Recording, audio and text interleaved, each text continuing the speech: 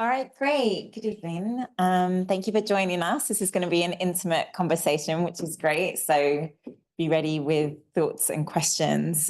Such an important topic. And I just want to start by congratulating you on a brilliant report. I just read it in a coffee shop and it was really brilliant. So why the UK's racial wealth divide matters, a call for action. It really strikes me at this time. It really takes courage to put out reports like this. It's really a difficult time to be talking about race inequality, race and ethnicity, and in a quite a depressing way. I felt like, a few years ago, during the height of the action around the murder of George Floyd and BLM, there was an opening from all sorts of spaces to sort of talk about these things.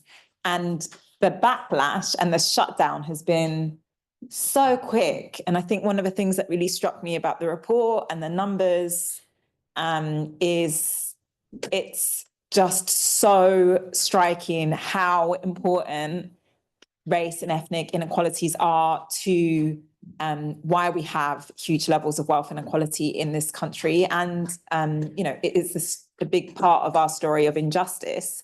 And yet we are having to politically take that out. And I thought one of the things that was interesting that I will definitely be asking you about, and perhaps you'll be talking about, is that the report doesn't have any sort of big recommendations, apart from to say, you look at these figures and really you would expect a bunch of recommendations that say, well, in order to right this wrong, we should be talking more about reparations. We should be talking more about, what we do for first generations that are accumulating a bit of wealth and actually the ones honest enough to pay their taxes. What should happen to try and even that out a bit. And it really struck me that, and I completely understand it, having worked in politics, that the recommendation is we just generally need to push for more to be done on wealth inequality, because anything said specifically that needs to be done for different ethnic minority groups will cause huge backlash. And I think it's important to put this report in that political context for this discussion today. I should say who I am. So I'm Faiza Shaheen. I'm a Distinguished Policy Fellow here at the International Inequalities Institute at LSE, and been really pleased over the last few years to work with LSE in several different ways. Proud to have taught Esiri on her master's course, not that, well, you taught me probably more than I taught you, and to have known different people on the panel for some time, although Kojo, it's our first time meeting. So we're going to allow some discussion of the findings and then some response from the panel, and then at 7:30 at the very latest, we'll open up to Q&A, and I believe we might have some interaction online as well. So I will try and bring that in, but keen to get that going. Just to introduce this great panel that we have, and great to have the people that have been so involved in the report. So we're going to kick off with, wait, Mina, are you going first? What's this? I'm going first. Yeah. Yeah. Is that right? Yeah. Yeah. Is that how you do it? Yeah. Mina, I'm going to make sure I say this right. Mahmoudzadeh is a research assistant at the International Inequalities Institute and a PhD candidate at LSE Department of Sociology, where she's exploring the role of wealth and inheritance in class reproduction. We have Esiri Bukata, who is a recent graduate from the MSc in Inequalities and Social Science program at LSE. Her research explored racialized wealth inequality in the UK with a particular focus on the experience of first-generation African immigrants. We'll then hear from Kojo Koram, who is a reader in law at Birkbeck School of Law, University of London. In 2022, he published his debut book, Uncommon Wealth, Britain and the Aftermath of Empire, which was nominated for the 2022 Orwell Prize for Political Writing. Welcome, KJ. And Shabna Begum, who is the CEO of the Runnymede Trust, who co-published this report with the IAI. She joined the Runnymede Trust in 2021 as a senior researcher and worked her way up to being the director, the CEO even at Runnymede, which is the leading the only really, it feels like, right? Race think tank in the UK. So Mina, I'll hand over to you. Thanks.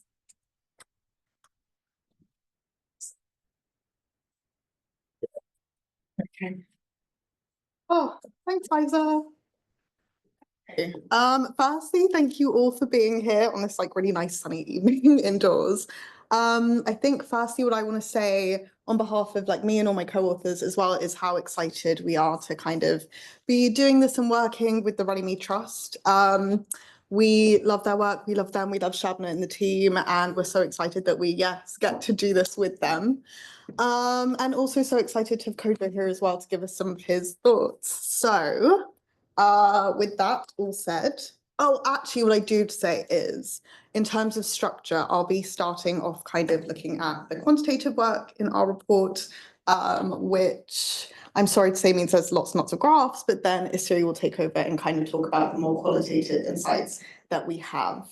So I think a really good place to start when we're thinking about the racial wealth divide in the UK today is with the invaluable work of the Runnymede Trust that they did with their Colour of Money report in 2020. So drawing on data from the Wealth and Assets Survey, they found that for every £1 of wealth owned by white British households, Black, African and Bangladeshi households hold only 10 pence. So a 10-to-1 ratio in wealth holdings. And of course, we can see from this figure that there is considerable variation amongst minoritized ethnic groups. In particular, Indian households have almost as much wealth as white British households. And obviously, it is crucial that we gain these insights by these more refined kind of ethnic identifiers.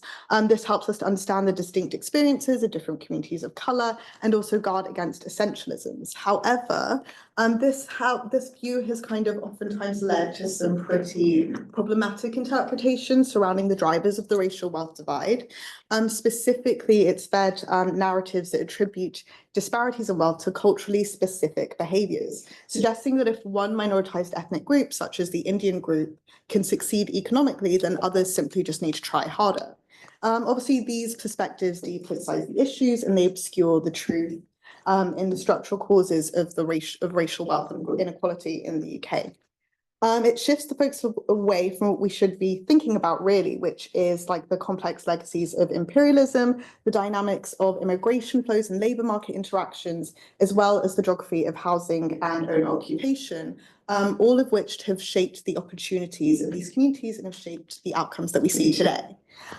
So in our report, we aim to kind of move beyond these individualistic or behavioural narratives, and by using a mix of historical and contemporary survey and probate data alongside qualitative insights, we aim to kind of emphasize the centrality of the racial wealth divide, that it's not a symptom of culturally specific behaviours, but a manifestation of deep-rooted structural injustice, which we'll come to discuss further in the next slides. So now let's get an insight into how these disparities have been shifting with time. The most kind of comprehensive historical account of the shifting trajectories of the ethnic wealth gap is provided by economic historian Neil Cummins. Is he here today? Yes, okay, yes, Neil is here with us, so feel free to ask him questions about all this afterwards. So he has done some amazing work constructing an incredible time series between the late 19th to the late 20th centuries using probate data. And basically, probate data records the wealth of those that had died in the UK who had assets to pass on. So though there are caveats to the methods used, for instance, surrounding the process of inferring ethnicity from names, and also given the life expectancy has increased over this period, this is not a direct, like-for-like comparison in terms of age of the deceased, but the work does imply that the proportion of UK wealth held by the white British group has increased in this period that we looked at. So this can be seen from this figure here, where we can see that in the 1880s, around 15% of total wealth held by those whose names were not associated with the English wealth or Scottish identities. And then by the late 20th century, this had fallen to under 10%. So this is particularly interesting as the proportion of the deceased who had left probate records whose names were associated with English, Welsh or Scottish ethnicities fell from around 95% to around 75% in this period. So really, these kind of figures do help us push back against much of the moral panics regarding immigration that have kind of made up a frequent political narrative in the UK since the 1940s. So, right. If we look at this next figure from Neil's work, this considers the relative chances of wealth being held by a variety of ethnic groups compared to the white English group. The dots represent the period 1858 to 1880, and the triangles represent the period 1980 to 1992. So what we can see is, if we look at the dots, is that in this period in the late 19th century, basically almost every ethnic group was more likely to hold wealth compared to the white English group. But then if we move to look at the late 20th century, we can see that many of the European ethnicities, such as the German, Dutch, and Danish, saw their relative wealth increase. The European groups that saw a deterioration in relative wealth compared to the white English group, such as the Polish, Italian, or Portuguese, mostly come from the most deprived and marginalized parts of Southern and Eastern Europe. So on the other hand, looking at the non-European groups, which mostly have heritage from the global south, such as the Pakistani, Black Caribbean, and Muslim groups, all have experienced a deterioration in their position of relative wealth, except for the Sikh community, who are the only non-European group to see their relative wealth marginally increase compared to the white English group over this period. So, to sum that up in broad terms and not without exception, this analysis shows that people of colour have become much more likely to find themselves at the sharp end of the racial wealth divide in the UK over time. We might interpret these trends associated with the historical trajectory of the British Empire. At the peak of British imperial power, minoritized ethnic groups were generally much wealthier than the English norm. These groups were likely to be small mercantile communities working at the heart of British global trading networks. This does not only apply to white European communities such as the French or Germans, but it also is marked for communities of colour. Those with Pakistani and Bangladeshi heritage had 3 times as much wealth as the English, white English, and those with Indian Hindi heritage held 5 times as much. So British imperial dominance seemed to spawn affluent, niche kind of trading communities from a variety of racialized groups within Britain itself. And then by the late kind of 20th century, however, in the context of greater immigration from former colonies, a very different situation has transpired. Minoritized ethnic groups of all kinds have lost much of their previous wealth advantage over the white English, with communities of colour having suffered the greatest. So immigrant communities, as we know, play a vital role in the UK labour market, but they have not been able to share in the wealth boom that middle and upper class white Britons have been able to enjoy over time, is what this work is showing us. So Neil's work takes us up to the 1990s very helpfully, which is great. And the most contemporary insight into the state of the racial wealth divide that we have today is from the really powerful work of Eleni Karaganaki, who is also here with us today. So she used the Understanding Society panel survey to reveal a current picture of these wealth disparities. So what's great is that usually these insights, when we're given them, are given as some kind of average or median wealth holding per group. But this figure here compares net wealth holdings across the full distribution, comparing those in the wealthiest down to kind of the least wealthy communities in the UK. So what can we see here? In brief, racial wealth disparities get more pronounced the further up in distribution we move. The least wealthy quarter of all racialized groups have basically no wealth or negative wealth, which basically means that their debts outweigh their assets. And some groups, such as the Black African and Bangladeshi, are still worse off than others amongst the least wealthy community in the UK. By the middle of the distribution, so at the kind of 50 mark, the disparities become a lot more apparent. Those in the Bangladeshi, Black Caribbean, Black African, and other ethnicities are still basically reporting no or negative wealth at this point in the distribution, whereas the Indian and white British group at this point in the distribution now hold significant stocks of wealth, with the white British holding around £137,000 of wealth and £160,000 for Indian households. And lastly, if we take a quick look at the wealthiest part of each ethnic group, we can see that the wealthiest white British households hold almost £900,000 of wealth, whereas the wealthiest Black African households in the UK hold around 3 times less at £300,000 of wealth. So what does this all tell us? Well, firstly, this demonstrates a strong intersectional relation between class and race. As we can see, the wealth stocks of the poorest working class communities are negligible amongst the white British households, as they are amongst communities of colour. And further, once we start understanding all of this from the perspective of various asset types and also bringing in demographic factors into the analysis, we start to get a more interesting picture in terms of the underlying drivers behind these racial wealth disparities. So this figure is from the ONS, and it shows the difference in net wealth holdings between the various ethnic groups compared to white British households. We've seen before that the Indian group holds comparable net wealth to that of the white British community. However, once demographic controls are accounted for, there's a shift where the Indian households now hold on average around £143,000 less than the white British group. And Pakistani and Asian other backgrounds become the most disadvantaged groups when these demographic factors are taken into account. So home ownership is a control in this work, and the implication from the ONS's work is that wealth from home ownership is a major factor in driving headline differences in the racial wealth divide. And this brings up some really important aspects and the importance of the role of geography and migration flows between the minoritized ethnic groups. So roughly half of the Indian diaspora are based in London, notably in its western and northern suburbs.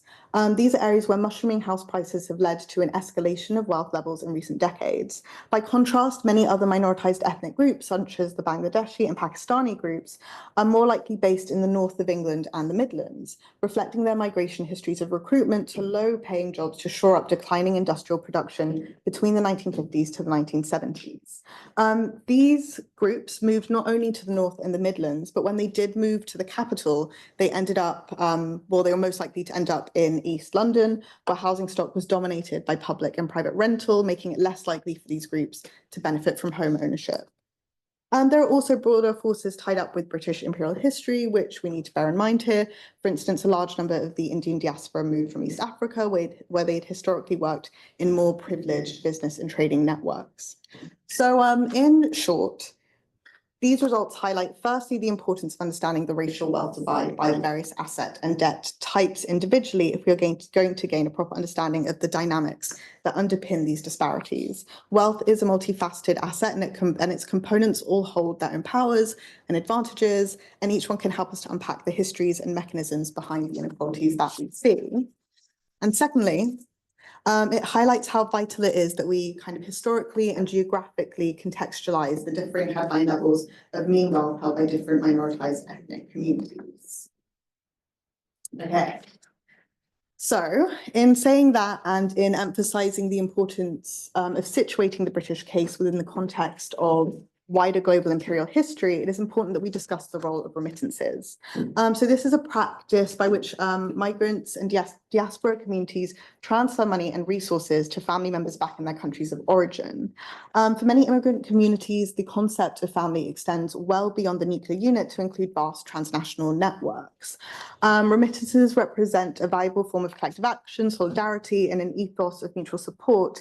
But the sending of remittances is not, however, simply based on individual choices, but rather they reflect the broader structures of global inequality. So these inequalities in the global political economy follow historical, colonial, and imperial lines, and are also the product of more recent conflict and instability as a result of modern imperial conflicts. So this emphasis has been underscored by those such as Jason Hickel, who reflect on how international financial institutions, which are primarily controlled by Western powers, such as the IMF and World Bank, have been used to inhibit the economic development of countries in the global south. For instance, the structural adjustment programs required by these institutions ushered in austerity and suffering in many global south countries, which has led to increased economic migration as people try to pursue better economic prospects abroad, while sending those rewards back to their countries of origin with the aim to redistribute these resources to extended communities.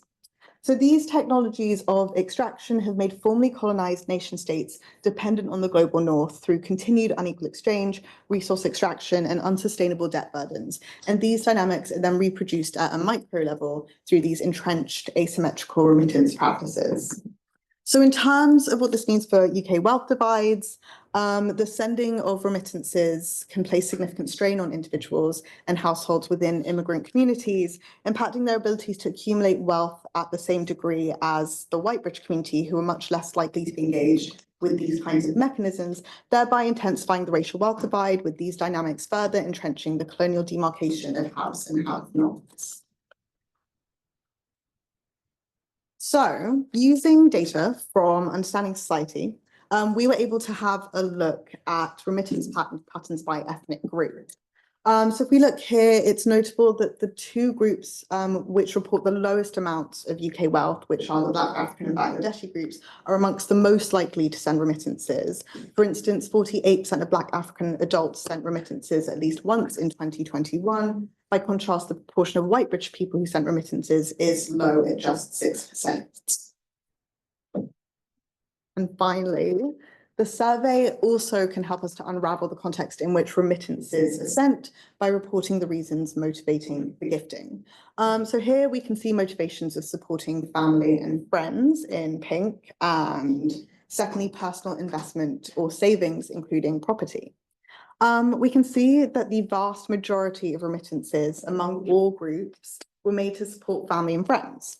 And while it's a small minority of gifts across all groups that are made for the purposes of personal investment, it is notably the wealthier ethnic groups, including Chinese, white, other, and Indian groups, that use remittances for these more, I guess, like wealth building and accumulation purposes.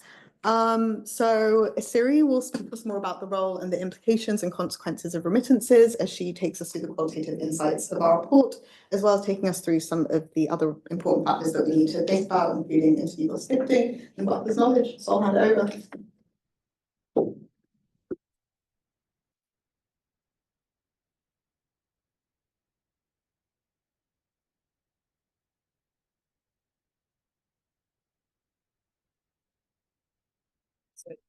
Building on the quantitative work presented by Mina, our report is going to take a more qualitative approach now. So we're going to be looking at the racial wealth divide and looking at evidence of how different communities of color navigate this terrain. So due to histories of own occupation and managing wealth stocks, white middle and upper class households have been able to strategically use their resources to establish themselves and their children in the UK. In comparison, given the histories of colonial expropriation and underdevelopment that typically shape experiences of migration to the UK, the strategies of immigrant communities towards wealth tend to differ. So with focus groups commissioned from the Young Foundation and interviews carried out in mine and Mina's dissertations, we were able to bring out some really interesting findings about this. So these kind of included ideas of collective wealth, investment in both the UK and communities abroad, weakened economic position in relation to white British peers, and then broader dynamics that are affecting the racial wealth divide. So I'll now delve into some of these key findings. So wealth transferred made within the life of a grantor, are also known as inter vivos transfers, are a huge driver of inequality. So these could come in the form of a house deposit or paying for the higher educational tuition fees of a person. When looking at intergenerational transfers in Europe and the United States, wealth, financial and non-financial resources typically flow from a parent to their children. However, in a number of studies from the last decade, it has been seen that within communities of color in the UK, wealth also flows back from an adult child back to their parent. So this typically is in the form of remittances, which is the sending of money or resources back to a person's country of origin. Beyond sending money to just their family, for many immigrants, supporting family members extends far beyond the nuclear family, as Mina said, and it can include vast transnational networks. So in my dissertation, one of the interview participants said this: there are so many family members, or even friends or neighbors back home who'd want to send their children to school, but can't afford it. So I personally would send money just to ensure that if nothing else, these children go to school, because that's where they can actually be able to get out of any poverty that would otherwise hit them. For an immigrant to the UK, the number of people who can reasonably expect to receive support, be that financial, practical, or emotional, is much larger than that of a person within the average white British family. Sending these remittances can strain the financial resources of a sender, and in some cases prevent them from making financial investment in the UK, which in turn contributes to the racial wealth divide. When considering these transnational remittance networks, it is important to step back for a moment and look at the broader picture. As Mina said, the sending of remittances is not simply based on individual decisions or altruistic intentions, but it reflects broader global inequalities. Looking at the Understanding Society data on remittance flows, Black Africans and Bangladeshis are amongst the most likely to report sending remittances. And these are the same two groups who had the lowest reported wealth as per the Runnymede Trust 2020 Colour of Money report. And we felt that this was not a coincidence. Tracing these remittance flows from the UK to the sender's country of origin reveals underlying political, economic, and socio-cultural infrastructures that can drive the racial wealth divide and prevent people of colour from making financial headway in the UK. In our report, we also explored the idea of wealth as knowledge. Material wealth can only be accessed through infrastructures that convert it into tangible capital. In the dominant white Western imagination, wealth is conceptualized through private financial strategies and having the social currency, that is, knowing the rules of the game to navigate these complex financial systems. From leveraging debt to investment in lucrative assets, this knowledge that flows more freely through white middle and upper class networks, this is a knowledge that flows more freely within white middle and upper class networks. So a focus group participant from the Young Foundation focus group said this: "You hear these things about tax avoidance, tax evasion, different loopholes. If you're not acquainted with this knowledge and terms, how do you know what to do? People that are very well established can access this financial advice. Ways they pay less taxes, that means they retain more wealth than other people. I think for richer groups, these would be conversations that are happening over the dinner table in the household on where to invest your money and how to get on the property ladder."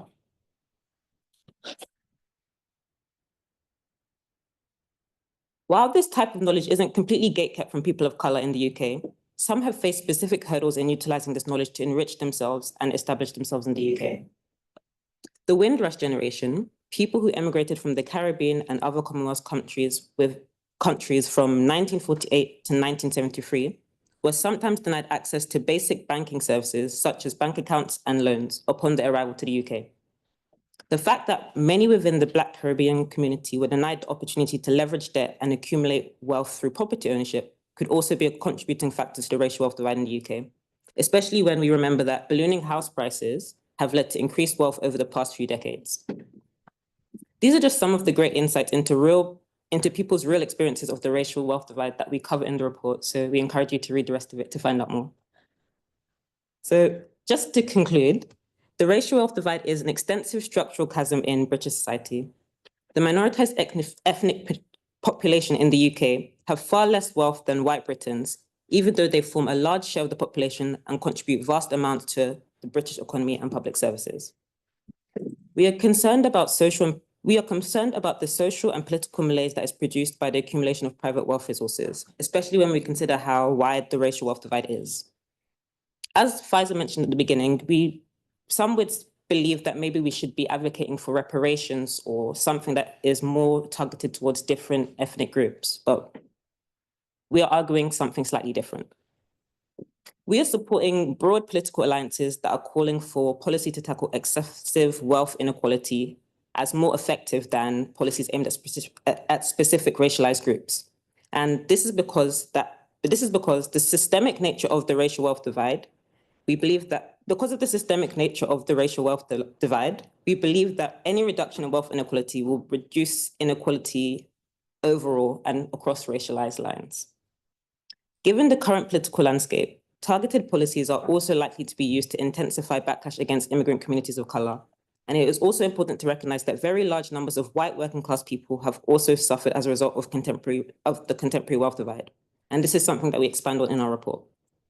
We would like to conclude by emphasising that wealth inequality is not simply an economic divide, but is also something that needs to be understood from the perspective of racial justice. So I'll now hand over to Shabna and Kojo. Thank you.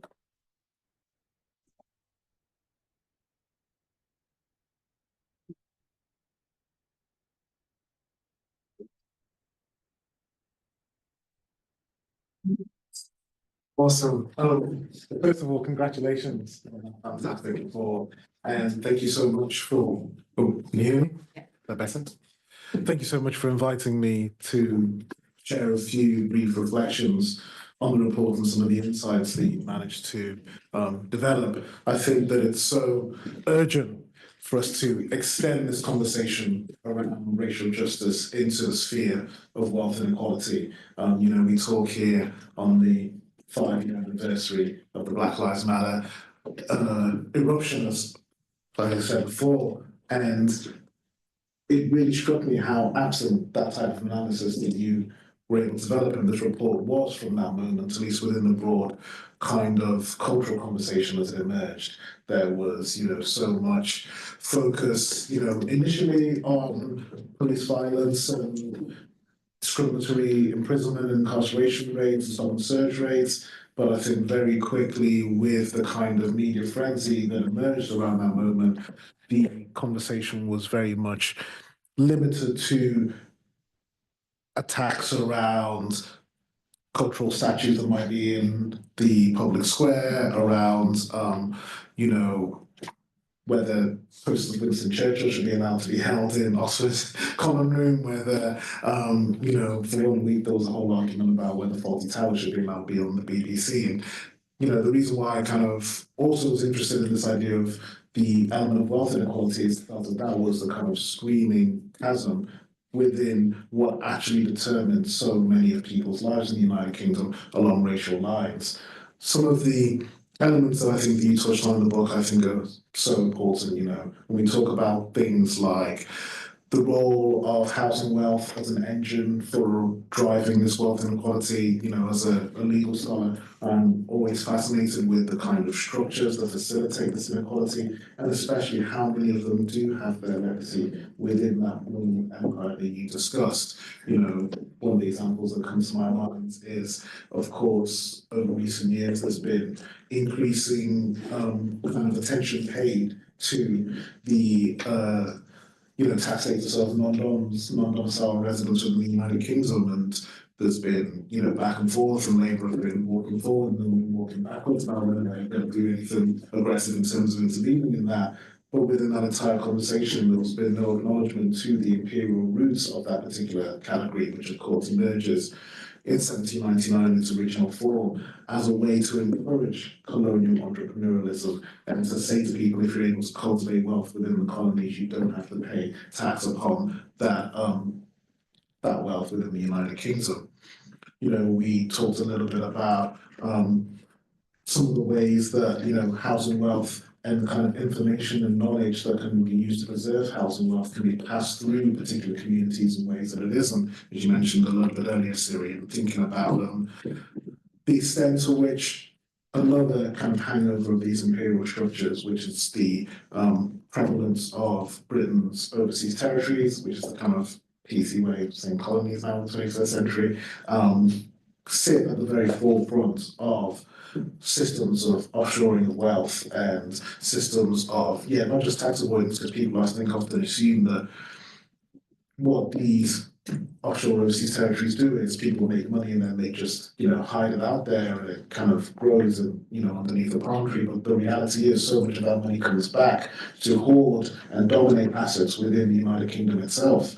There's an estimated nearly 140,000 properties in London alone that are owned through offshore vehicles, offshore registered companies and trusts that are able to accumulate wealth in a way that lacks transparency for authorities to be able to hold them accountable if they do things like rent it out to other people and are able to actually, maintain their obligations. A lot of these properties were also just left empty. Westminster Council was recently, it's very thorough, talking about how we have 11,000 properties within Westminster that are classified as empty.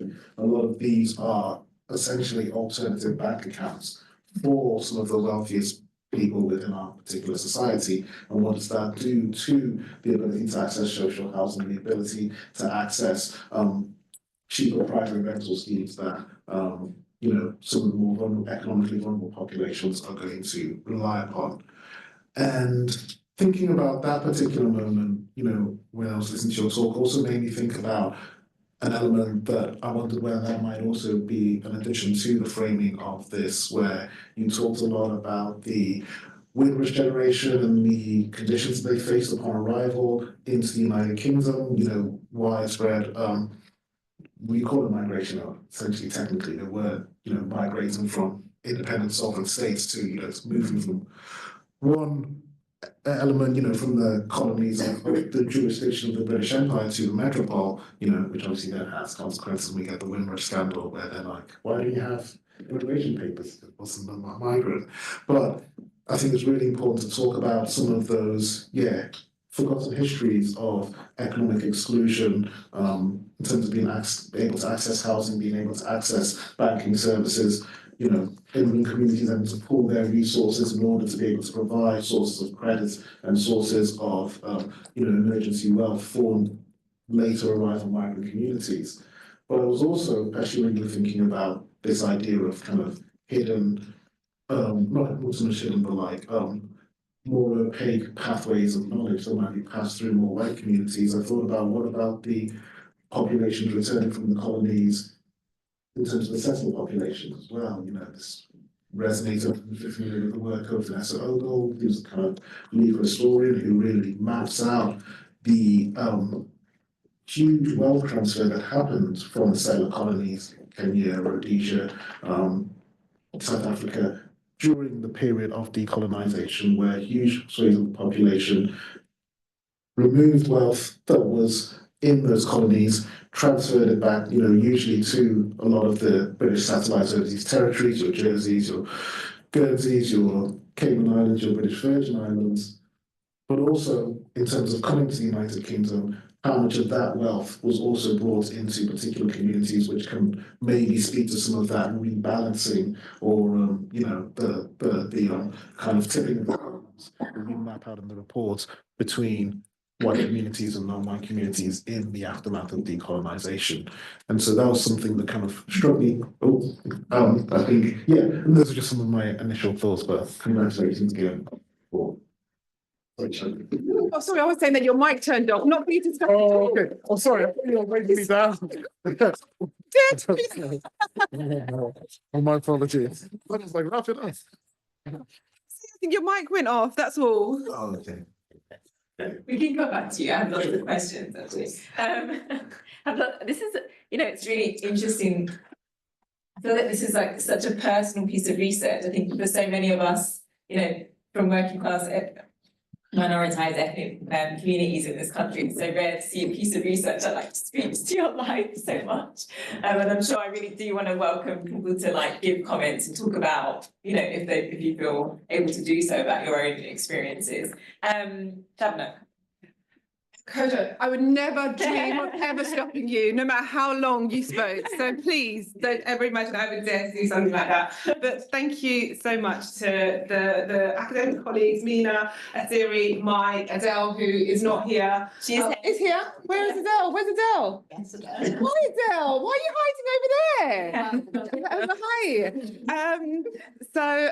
Thank you to all of the colleagues who spent so much time with us, going back and forth in terms of the report and how we wanted to kind of put it out into the world. And as you say, Faiza, it's a really challenging time, right, to be talking about racial justice, where kind of even the lightest, most liberal, softest ideas around DEI are suddenly under kind of this aggressive attack. So I think that a report like this is really pushing the boundaries of where people would like the conversation to be, and I'm really mindful of the work that's gone into it and the development of it. I guess what I also want to kind of note is that the point of the report, and I'll come back to some of the things that you said at the beginning about the kind of policies and recommendations piece, because that's something that's a kind of work in progress for us as well, and working with Kojo on doing some of that.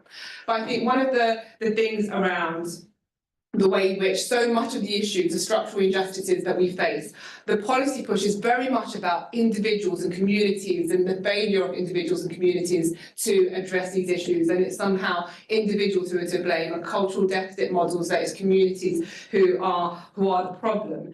And we've seen this kind of through at big levels in all sorts of different spaces, where we think about the riots from last year and what happened, that explosion of kind of really ugly violence that we saw that was targeted toward people seeking asylum, towards migrants, toward Muslims, but people of colour generally, right? And then the response to that has been this kind of community cohesion, interfaith work, let's push it down to grassroots people, ignoring the structural injustices that framed and drove that kind of violence. And I think that this report speaks to what we as Runnymede Trust want to do, which is always to try and look at the big structural piece and to look away from where the state and governments would like us to look, which is to blame individuals and the carceral policing response, and we're all supposed to be happy with that.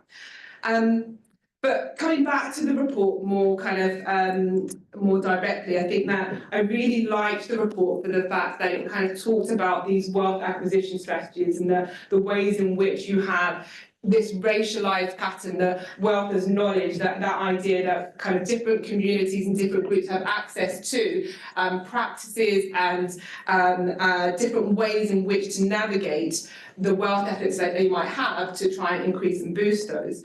And a lot of that relates to housing and home ownership, right? And we know that. And we know that home ownership within certain communities, particularly kind of Black African, Bangladeshi communities, tends to be lower. So Black communities at a broad level have home ownership rates at 24% compared to white communities where it's at 68%. And we know that home ownership is a significant wealth asset. We know that even in the kind of the immediate sense, you have much more stability around your monthly outgoings if you have a mortgage. You are not susceptible to the kind of private rental market, the whims of a landlord, as well as the wider kind of emotional and mental insecurity that kind of poses as well. But we know that certain communities of colour do not have equal access to that wealth asset. And part of that is through the remittance practices. And when we were discussing this report in the remittance section, when we talked about it kind of in the first and second drafts, we talked about the cultural explainer, that kind of we were almost talking about it in ways that were valorizing and saying these communities have these kind of wider socialized kind of social practices, obligations and duties, and we are more connected to our families, which may be true and may be part of the explanation. But actually, there's a global political economic condition which also requires that, which we then kind of picked up and drew out much more actively in the report to talk about why is it that migrants in this country are paying those remittances. And that's not a coincidence that Black, African and Bangladeshi communities happen to have the lowest wealth assets in this country, are also the biggest remitters in terms of that money going back home. And so speaking to that kind of personal point that you said, Faiza, I did want to talk about it directly because, again, we talk about these in big kind of senses, and you talked about the focus group, they're real people to you, right? But for the purposes of the audience, I wanted to share a little bit about kind of my family background. So I am of Bangladeshi heritage. My dad arrived here in 1963. He definitely had no desire to stay. He came here as a young man. He was the eldest son in his family, and he came with a remittance responsibility. He was an economic migrant. He was always going to go back home. That was in his mind. And that was the case for lots of migrant men that came here. They had no ambition to settle. Many of them did, but a lot of them had this idea that they were transnational commuters, and that's certainly what my dad was. From 1963, he would spend long periods here, earn money, and go back home again. But by the 1960s, 70s, we know that the kind of political situation had begun to change. We know that there was much more hostility toward migrant groups. You had kind of various different laws that came into place. You had the 1968 Rivers of Blood speech. We were talking about kind of the Island of Strangers reference that was made recently, kind of harking back to the language used in 1968 by Enoch Powell in that Rivers of Blood speech. But the 1960s, toward the late 1960s, you had this increased hostility toward migrants. You had this imaginary where you've got Britain beginning to think about its wealth as though it derived its wealth from the likes of kind of the James Watt and the steam engine and the marvels of the Industrial Revolution, completely divorced from that kind of wider imperial and empire context. And in 1971, you had Immigration Act 1971. Yeah, of course you did. So in 1971, you had the Immigration Act. And that act was trying to shut down kind of the numbers of migrants that could come, and there were dependency rules that were introduced. So my dad, by this stage, realises that actually do you know, if I don't bring my wife, so he'd married in 1969, if I don't bring my wife now, then she might not ever be able to come, and I might be cut off from that relationship and from her being able to come here. So what he'd imagined as him always going back home suddenly became, well, the way the immigration system is working means that actually I'm going to have to actually bring my wife here. So he brought the woman who became my mum. So she arrived in 1975, and I was born in 1976. So you've got kind of the immigration laws, the political environment actually really shaping my parents' decisions about where they were going to stay, and that relationship between home and what they were doing here. And both of them became basically traditional remitters. My mum works in the garment industry, and they both worked, my dad worked in restaurants and factories, and they both remitted back home.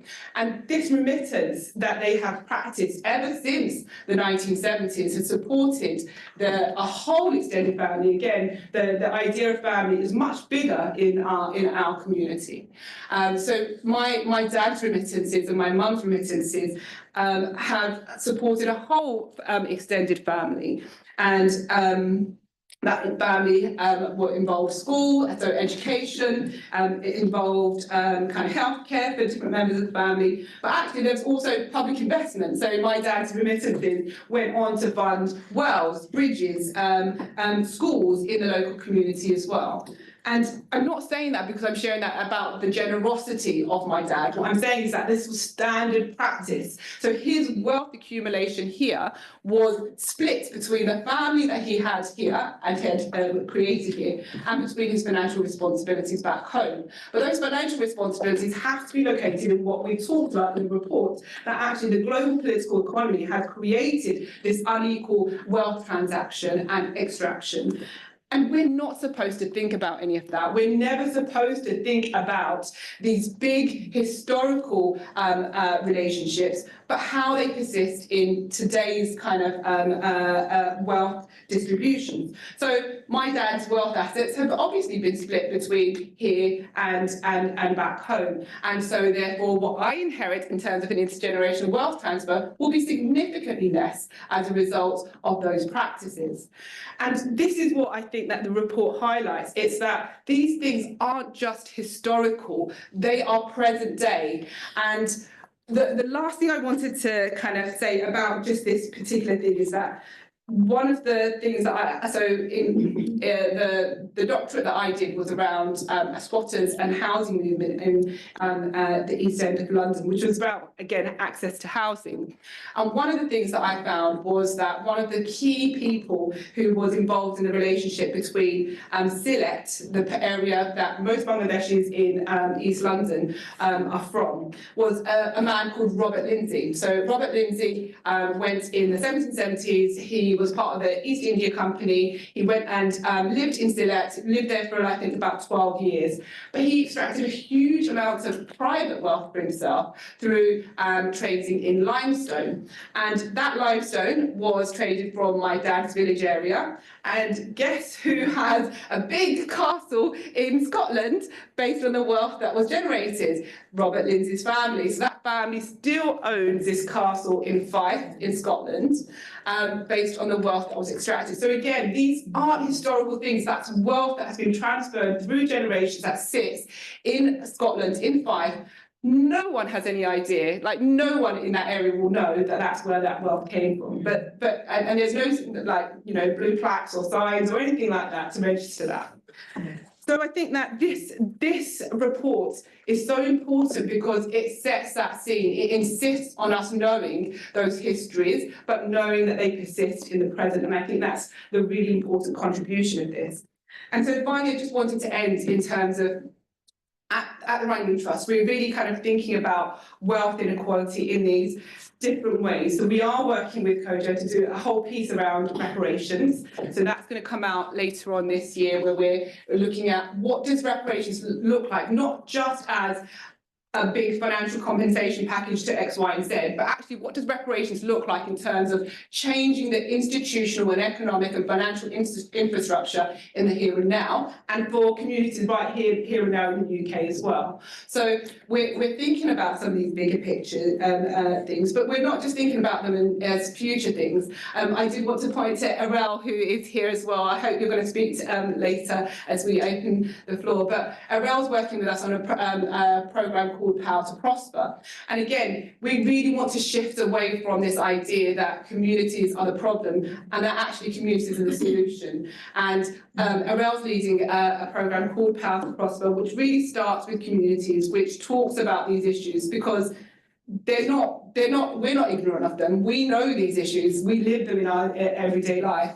And so starting with communities and really thinking about community wealth building from places and communities and the experiences that they share together as well. So lots of work, and watch this space.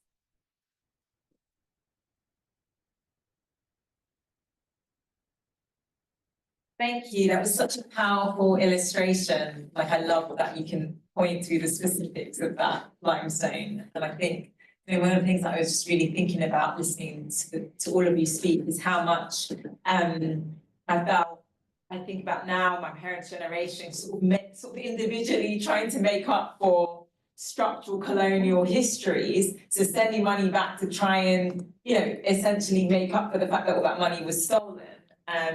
And it's never thought about in that way. And there's so often you hear, I know, sort of private conversations I've had about sending money back now. My mum was from Pakistan and she passed away, and so, you know, the next generation has kind of taken that on for her. And like, people are like, oh, but they're just not working hard enough, you know. And it's that same thing, you know, that you pointed to, that, you know, they try and use to explain why certain groups don't have as much wealth here, also becomes an international thing. No, I just provoked so much thinking, but I'm going to open it up, and then hopefully I can bring in a few questions along the way as well. I'll take 3 at a time. Is anyone brave enough to go first? Yeah. Do you want to introduce yourself?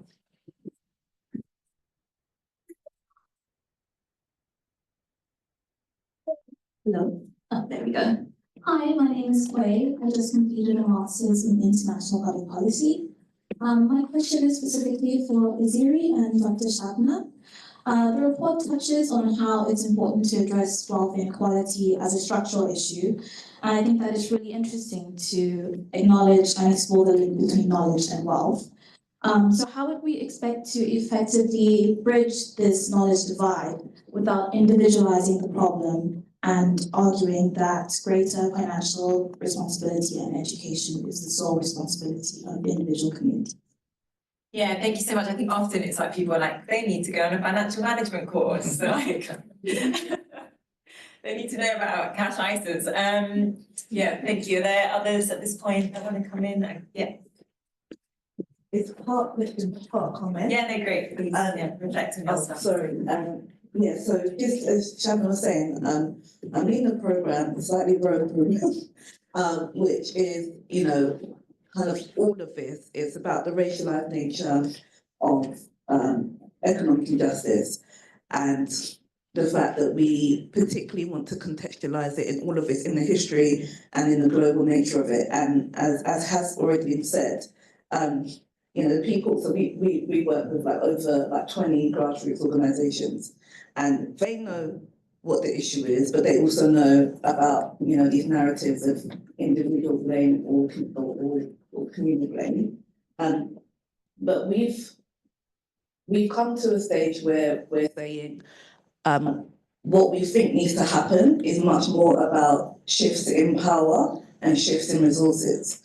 So we're doing work around power building and work around like sort of like collective asset accumulation. I don't know what's the best way to put that. But we are coming across like lots of different issues on the ground. So I'm talking about the tension between like what was said about, okay, there's these big policy asks maybe, or asks that are not going to be specifically about particular racialized groups or minoritized groups. But actually, as we are engaging in this work, we're finding that, philanthropy is an issue. A big capital issue. Like at the moment, the government's been advised about, what to do with social investment in capital. But where are the people who have like the knowledge and the right to speak in these spaces to support the work that we're doing? We are looking at, different financial tools and different economic realities, but all of these things need support and need to form a coherent ecosystem that underpinned by a number of different policy asks, but also various different types of support, which maybe people in this room could support with. But if you're only going to look at, sort of like these broad-based policies, hopefully in the future, then how does that support the work that we're trying to do now and the changes that we want to achieve now? We're trying to get people to think long-term, to get out of this rat race, like they want to change their communities for, the next few generations, but there's a bit of a mismatch as to where like maybe academia is and where people want to be. Sorry, long comment question. I do think sometimes as well, there's I've worked on the political left for some time, and I do think there's also a bit of a like weird thing that happens that almost says that these communities without wealth, they almost like, do they need to be accumulating it, or a kind of misunderstanding of actually those communities do want to accumulate wealth. I had this weird conversation with some left politicians, and there was me and one other person of colour in the room, and one of them said, I think you misunderstand, the Muslim community wants to build wealth. And it was like a really like, they're not voting for you because they're like socialists that don't want any wealth. So it's a really important point. Was there someone else that wants to come in? Yeah.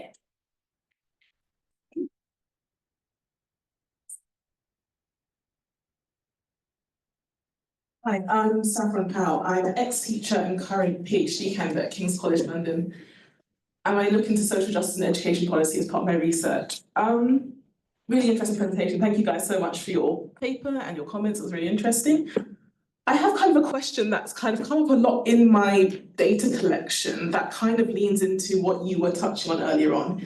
You talked about how in some conversations, certain minoritized ethnic groups are used as the kind of model minority, for example. So, everyone should be doing this because they are. And I'm sure you guys see this happens a lot in education, especially with attainment gaps and things like that too. And I just wanted to kind of ask, it's kind of a big, broad, general question, but where do you see the education system and education policy playing a role in your call to action? Because you talked about kind of financial literacy and these dinner table conversations, and as you just said there, doing a course on financial literacy doesn't suddenly make you able to kind of change the past and then change your future too. But where does the education sector, where do teachers such as myself or middle leaders or senior leaders, where do we sit in this call? Thank you. Great, thank you. Great questions. I might just add to that. I mean, I was just thinking, and this is coming up all the time across a number of different things that I'm working on, is this centrality of housing. So I was also thinking about in terms of recommendations, which is, interesting to think about what education could do. And you're right that to address wealth inequality would, looking at these numbers, should disproportionately help ethnic minority groups. But saying that, I'm just about to go and run an organisation, Tax Justice UK, and then main ask of the wealth tax that doesn't necessarily redistribute wealth, right? The argument is we can put that into public services. So actually doesn't necessarily result in that. There is a way in which you can address sort of tax the rich more. That doesn't mean that people kind of will, get more of the pie. So yeah, just I guess thinking that through, maybe thinking about maybe there's something on housing policy that could help. I guess just a thought to put out there. But yeah, do you want to come back on those three? Should we start? Shabna, do you want to start? Maybe Esiri starts because there was a question that was directed to the bit, and then I can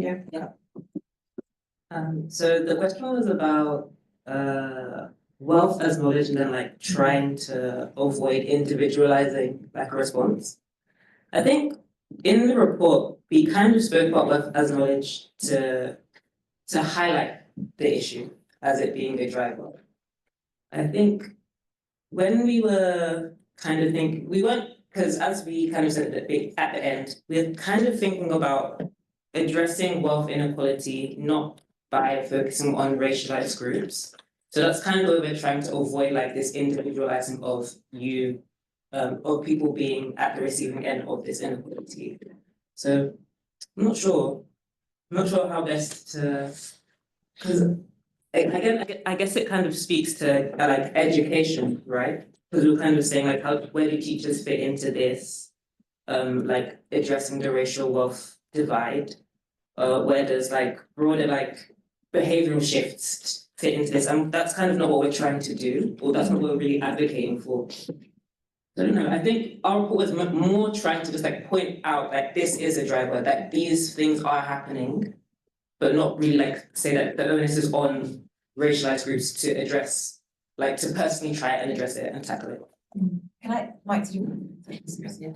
Yeah, well, I think that's exactly the point, Esiri, that we weren't thinking it's something to aspire to and that it's a model that we should follow. We were kind of just highlighting that these practices exist, this knowledge exists, and it's used to advantage and kind of those communities. So I think that's what we were saying in the report, not that we should necessarily all aspire to that. And I think that financial literacy piece, one of the conversations I remember having in terms of the setting up of Power to Prosper, so this was well before Ariel was involved in it. I remember we did some focus groups with people, and one of the things that someone said to me and would always stay with me is that I don't need a financial literacy course. I just, you know, I know exactly to the penny how to budget for my household because I have to work that way. But what can upset my budget and what can upset my whole month is when a school sends home a letter saying it's that X jump a day and you have to pay £3 or, you know, a pound per kid to come into school. And that £3 can make the difference between my kind of weekly budget being kind of, I can break even, or actually, no, I can't feed my kids this week. So that kind of financial literacy kind of idea is such a nonsense, because we know that the people who have the least are the ones who are able to budget the most and have to. So I think that we definitely don't want to kind of play into that, and that's not what we were saying. I think that the education piece is, again, like one report is not going to be able to put all these bits together, but we as an organisation definitely are doing some of the work around education, because again, the kind of surfacing of these histories is absent from our curriculum. We don't know these things. I used to be a teacher, and I taught Key Stage 3 Humanities. I used to teach about James Watt and the steam engine and all sorts of like industrial revolution rubbish. And actually, you know, what was missing was where was this coming from? Where was the wealth coming from that was kind of being coming into Britain? It was a complete kind of absence of that. And so part of the work that we're doing at Runnymede Trust is to kind of really push on the current curriculum conversation, where actually we need to have a much more wider understanding of our kind of relationship, both historically and geographically now as well. And I think that housing piece, and I think some of the stuff that Ariel, you were saying as well, around the housing bit, there's always tensions. None of this is neat and tidy, right? Like the housing stuff. Often the right to buy, it has been the only way that lots of communities have been able to access home ownership. But right to buy depletes our social housing. And so for us, we've struggled with how do we kind of tidy this conversation up? Because for us, we need social housing. We don't want people to be able to kind of buy and therefore kind of take away from the wider access that people have. But at the same time, for our communities, if that's the only route to home ownership, and you say, no, we're kind of principally objecting to that, that puts us in kind of in tension to communities. So it's a really difficult line, and it's one that we don't pretend to kind of have all worked out. And it's through conversations with communities and experts. And Faiza, I'll be coming to you in your new role to kind of work these things out and how we can talk on these things sensibly and strongly. Great, and I'm going to introduce Mike. So Mike has been pivotal to this piece of work in terms of bringing it together and the thinking behind it. Mike is kind of done here at LSE, and he's a professorial research fellow now. He's meant to have retired, but just can't. Yeah, Mike, do you want to come in and maybe also just give us a bit, I mean, obviously your reflection so far, but also just kind of why this piece of research that you felt was so important at this time? Sure, thank you. Thanks. It's been a great conversation. Yeah, I mean, I think we see this piece really as a kind of partly conscious trading. Really. We just struck, you know, wealth inequality is such a huge facet of UK society, and many societies across the world, and it straddles so many domains, you know. But it's not talked about as much as it should be, really. Of course, here we focus on race, it ought to be gender, it ought to be class, age. Many younger people here will have a strong sense of that. And we see this as just trying to get that conversation up and running. I think one thing we ought to try and do is in this report, which Mina and Esiri really trying to bring out, is there's a danger in this discourse of saying, well, there's a kind of norm, the British norm, and then some of the minoritized ethnicities don't meet it. And then it's like, how do we get them up to the norm? But actually, the norm is a kind of white construction, and it's not a really normal norm. It's a particular artifice, if you like, the kind of long-term imperial history. Let me give you a very concrete example of that, actually, which struck me as we were having this discussion. And as you said, I'm just retired, and working at the university. University professors, university teachers get quite a lot of pension. Apparently, it's under attack, but it's still one of the best in the public sector in the UK. And if you have a workplace pension, you get 25% lump sum free of tax. There's no reason for that, because you've had your tax exemptions when you pay it. If you are paying into your USS pension, you don't pay tax on that because so you're basically getting double whammy of exemptions. Where does that come from? Of course, it benefits people. You get a higher paid, to be white, etc., etc. No one really knows, and this is the history of the UK tax system. It's a lot of it is in idiosyncrasies which have a long and complex history. I was at a conference recently, and it was thought that the reason this exemption came about was because in the 1920s, when it was introduced, the committee overseeing this tax law was worried about Indian civil servants coming back from India, white Indian civil servants back from India, retiring. Would they have enough money to live on? And here again, you see the imperial legacy of this exemption, and it's just persisted ever since. Kojo mentioned non-doms. That's another classic example of this odyssey. It's a complete odyssey that you treat people claim not to be domiciled in the UK separately, and can claim exemptions. Myself and a few colleagues here at LSE have shown that we can tell from where these non-doms claim to be their place of origin. These are predominantly white, sort of in the kind of white Anglosphere, Australia, New Zealand. It's predominantly white people who are claiming these benefits. So actually, this norm of the white wealth is actually aided, if you like, by all these little oddities of the British tax system.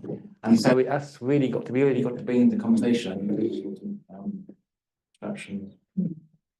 Just coming back to this Kojo and Mina, I'm going to pick up on some of that there. But one thing that I've done in recent years is look at the data internationally. So to look at what is the difference, which groups are in terms of ethnicity, race, religion, language, and some places that's how it shows up. And everywhere we looked with the data, so I did this work at Save the Children and then at NYU, and then we're following up with a colleague at King's now. Everywhere we looked at the data, from Pakistan to Peru, everywhere to Serbia to Senegal, we saw that the groups that were marginalized often by race, that were most marginalized always came at the bottom. So there's part of me that listens to this that absolutely agrees. Of course, it's a big part of this is empire here, explaining that.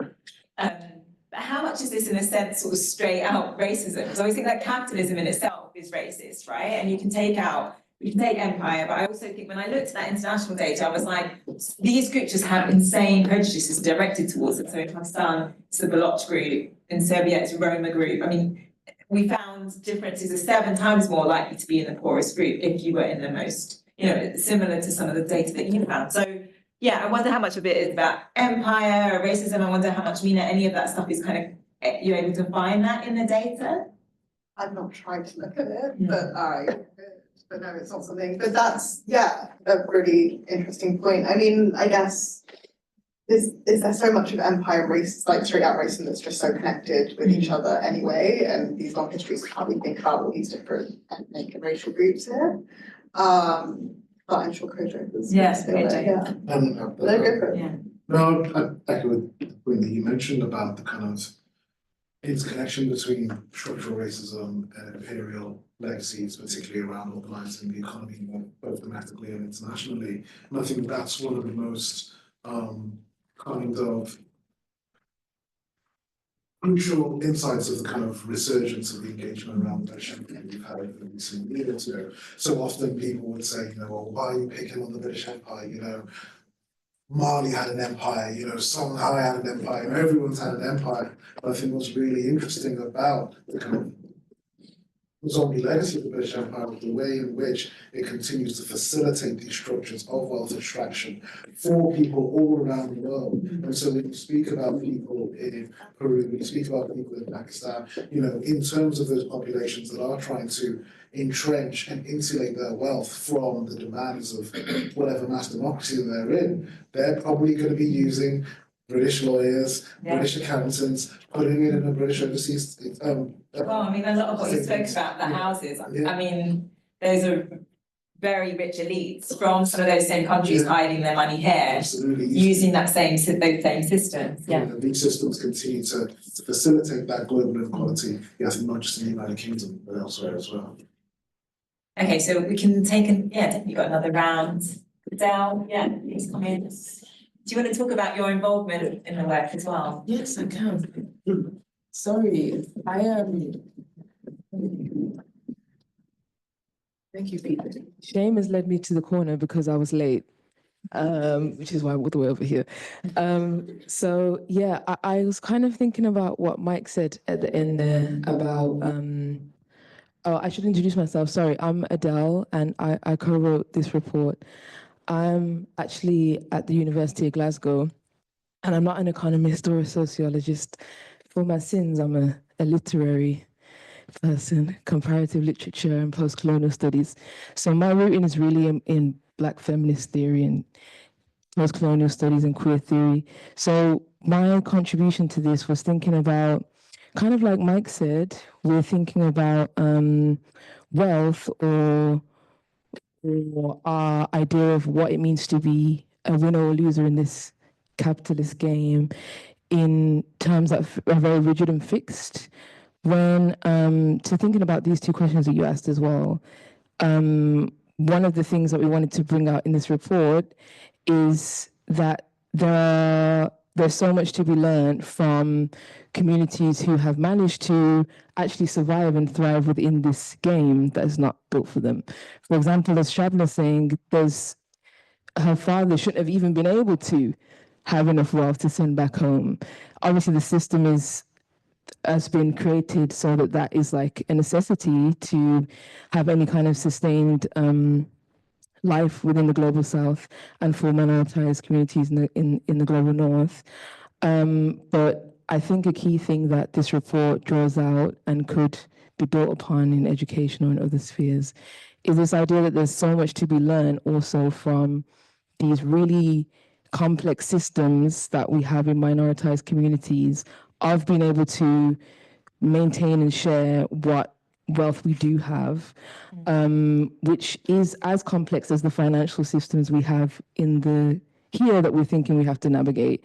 Though there may not be conversations over the dinner table about how am I going to acquire more property, we have all of these conversations or entrenched ideas about how we are going to be able to survive in a context that is not built for people to survive in. So I think a key thing that we could think about beyond this is, since now we're talking about this in an academic context and we're looking at this as something that can actually be studied, how can we turn to these communities as holders of knowledge, and rather than being like, you need to be on a financial literacy course, maybe you need to go and ask uncle how he managed to survive all these years. There's so much to be learned there, and how to survive and have wealth beyond these financial tangible assets. So I think a key thing then is empowering communities to understand how much they have within themselves and how much what they know has been replicated. We can look to COVID and how much mutual aid was used to sustain ourselves, the food banks, all of these things, to kind of rethink or return to these other ideas of collective wealth without just making it a virtue thing that communities are inherently more altruistic or things like that. So that's my 2 cents.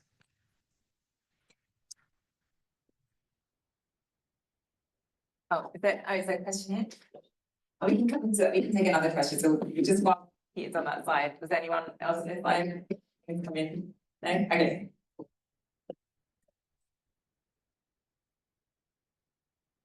Yeah, I just wanted to follow up a little bit on the housing issues, because you mentioned housing and home ownership several times. Do you want to explain, Paul, that you work on housing here? Yeah, I work on housing.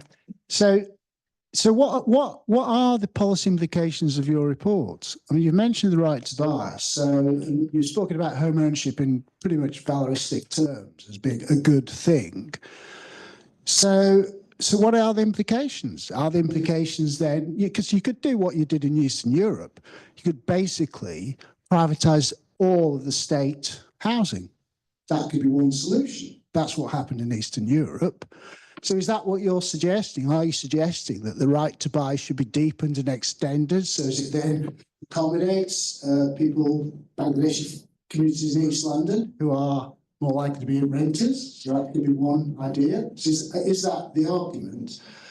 And I suppose the counter, I mean, because I do research on housing policy, I think there's pretty much a consensus amongst housing policy analysts, certainly centre-left, that the right to buy is, even if it was ever had any validity to begin with, it's simply a policy disaster. Because no matter how much you build, you're simply losing the social housing through the right to buy, demolitions, etc.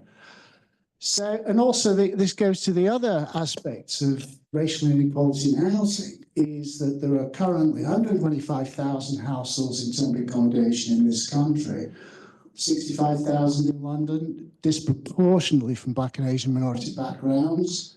So where is the housing policy thrust that your research, what you're actually suggesting then? What's the way forward? Can I turn that on you a little bit, Paul? Because obviously this is like, when you were listening to this, what would you say? What are the sorts of housing policies that come to mind? What are the housing policies that come to mind from you? Because obviously you do housing policy full time.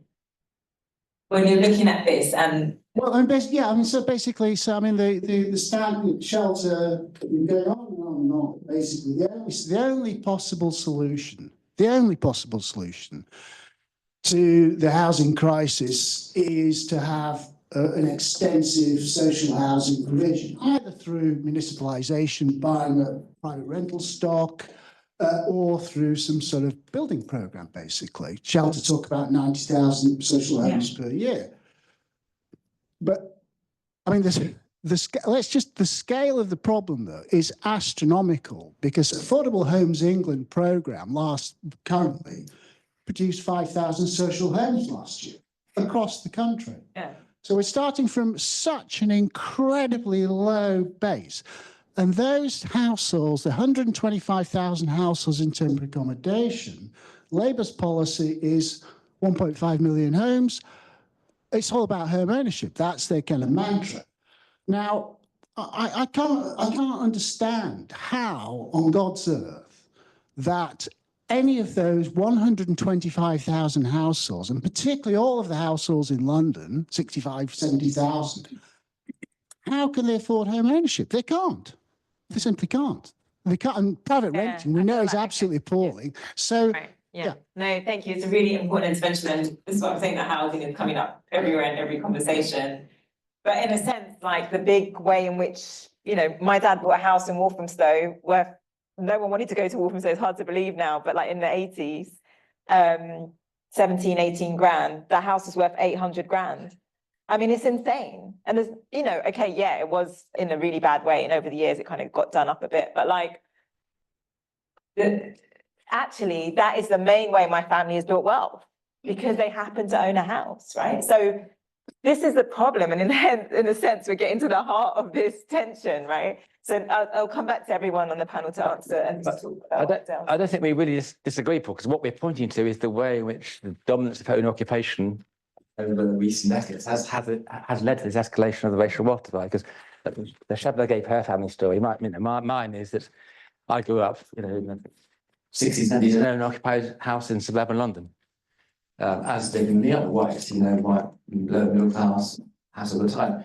And as a result of that, house price inflation in London, I've got a nice, massive money just because of the way in which owner-occupied houses have inflated, which have on good stuff, white people over minority ethnicity. So, yeah, that's what we're calling for, is in a sense tackling the causes of this sort of crazy asset bubble which we have had in this country, which housing is a key part of. We don't want to go any further. I don't think we want to extension have the right to buy. Shabna, do you want to come back? And I can see every Kojo, I can see you having some lots of stuff. So yeah, I guess just to you, Paul, in terms of we definitely, I think that first of all, in terms of this report, we were deliberately and intentionally not putting any kind of specific policies. We wanted to create a space for doing this kind of thought thinking piece, and I think that at Runnymede Trust we have a variety of different styles of reports, some of which are very specific around the current policy conversation, and others where we kind of want to just extend the conversation beyond the current terms of reference. And I think it's really important that as think tanks, we don't always have to kind of come up with a neat policy prescription at the end of these things. We do need to be able to kind of think things through before we arrive at that policy prescription. But just to be clear, we do not, as an organisation, valorise kind of home ownership, because I think just for all the reasons you described, particularly from a racial justice perspective, we're never going to have that as an answer to the wealth inequalities. We definitely don't defend the right to buy either, because we know that it depletes social housing. I was just merely talking about the fact that there is a tension between the fact that communities are quite often rely on that as the way in which to access home ownership. And we do support increased social housing. And I think that, again, where we're kind of talking about these things, I think today they announced the kind of defence spending review and kind of the commitment to the 3% or the 5%. We're talking about kind of, potentially 18 billion to reach that 3% target of defence spending. 18 billion, what would that look like in terms of investment in social housing? That would make a dent, right? But so these are the kinds of things that we're talking about in terms of policies in other spaces, in other reports, not necessarily directly here. And just very quickly to Adele, your point, I thought it was such a beautiful point that you just made, and it's one for us to think about, that kind of the subaltern knowledge system. So we kind of, valorize the kind of accumulation of wealth within the table conversations where we have, or some people are able to have those conversations without necessarily actually seeing the real value to the other conversations that are happening in other places as well, and recognising those. So I really like that. I think it's something that I'm going to think some more about as well. So thank you. There are some questions online, but let me, Kojo, do you want to come back? Because I could just see you kind of nodding and kind of engaging with these. Yeah, do you want to see? In terms of, the question about like specific housing policy initiative, I didn't take the report kind of recommendation for the extension of right to buy. I think, maybe locating it in this specific product of Westminster, which, I think is such an interesting microcosm of all these different tensions around how housing has been monopolized, has excluded, has completely transformed the kind of social demographics of this particular area. It's not a coincidence that it's this area with the most private rental properties, the area with the most street homeless people, the area with the most offshore owned properties, and the area with the owned long-term empty properties as well, all within the same borough. And I think so often we might assume when we talk about things like offshore owned properties, long-term empty properties, we're imagining, multi-story mansions in Mayfair and Belgravia, and obviously that was a massive element of that. But, as we saw recently from Westminster Council, many of those are, relatively modest two-bedroom family homes that are in Pimlico that have been left long-term empty for years, that could be part of a social housing provision. And attempts to try and engage with that, or attempts to try and intervene with that structure, often do face political obstacles. And so I think that that's something that could be a relatively easy policy provision that might bring together different constituencies and different sectors in terms of trying to, extend Britain's housing provision, because the building of extra supply is something that is, relatively quite wide in Britain for so many different reasons. So I want to throw that in. Just to say, there was an FT article today saying Do we see it? Yeah, that is saying that because some non-doms, you know, are upset that they're gonna have to pay their taxes here. That there's like a whole bunch of luxury properties in Belgravia coming on the market, and rich families in the UK that live in Richmond that could that before couldn't imagine getting these are buying up these properties. So it's The humble British finally given a chance in this world. We can take. Was there something online? Yeah. Yeah, there's a couple of questions I can just go through quickly. So first one, given UK taxpayers paid reparations to former slaveholders well into this century, shouldn't a proportion of tax be reparative too? And then another one is about how do we tackle the issues that sit around debt, which these communities disproportionately find themselves in, with the baseline for many of these communities being well below zero. Yes, that was the data you found. Was there any last questions in the room? And then we're going to come back to panel to close up. Okay, great. I don't know if Mina or sorry, you want to comment on any of those questions. On the debt stuff, was there anything, is there something there that we can look at in more depth? Okay, all right. All right, let me come to Kojo then. Sure, yeah.